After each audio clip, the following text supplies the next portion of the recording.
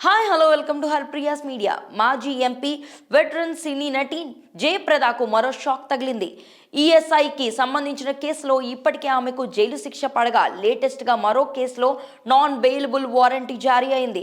రాజకీయ నాయకురాలుగా మారిన నటి జయప్రదను అరెస్టు చేసి ఫిబ్రవరి 27న కోర్టులో హాజరుపరచాలని రాంపూర్ ఎంపీ ఎమ్మెల్యే కోర్టు పోలీసులను ఆదేశించారు. జయప్రదకు 7వసారి నాన్ బెయిలబుల్ వారెంట్ జారీ అయిన తర్వాత కూడా ఆమె విచారణకు కోర్టుకు రాలేదని సీనియర్ ప్రాసిక్యూటర్ అమర్నాథ్ తివారీ తెలిపారు. దీంతో ఆమెకు మరోసారి నాన్ బెయిలబుల్ వారెంట్ జారీ అయింది. జయప్రదను అరెస్టు చేసి కోర్టులో హాజరుపరిచేందుకు ప్రత్యేక బృందాన్ని ఏర్పాటు చేయాలని పోలీస్ కమిషనర్ కు కోర్టు ఆదేశించింది. అయితే కోర్టు ఆదేశాలు ఇప్పుడు నెట్టింట వైరల్ అవుతున్నాయి. పుసుక్కున పోలీసులకు దొరికిందో ఈమె జైలుకే అనే కామెంట్లు నెటిజన్ల నుంచి వచ్చేలా చేస్తున్నాయి. అయితే కొంతమంది మాత్రం కోర్టు ఆదేశాలను లైట్ తీసుకున్న జయప్రద తీరును తప్పుపడుతూ పోస్టులు పెడుతున్నారు. ఇక అసలు విషయం ఏంటంటే జయప్రద 2019లో రాంపూర్ నుంచి బీజేపీ టికెట్ పై లోక్సభ ఎన్నికల్లో పోటీ చేశారు. ఎన్నికల సమయంలో ఎన్నికల ప్రవర్తన నియమావళిని ఉల్లంఘించారని ఆరోపిస్తూ ఆమెపై 2 వేర్వేరు కేసులు నమోదయ్యాయి. రాంపూర్ ఎంపీ ఎమ్మెల్యే కోర్టులో ఈ కేసులు నడుపుతున్నాయి. కానీ నిర్ణీత తేదీలో విచారణకు జయప్రద కోర్టుకు హాజరు కాకపోవడంతో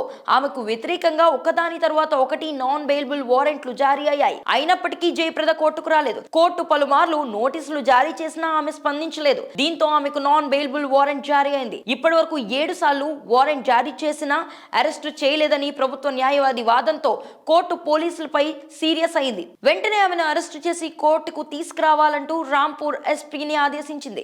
విచారణను ఈ నెల 27వ తేదీకి వాయిదా వేసింది.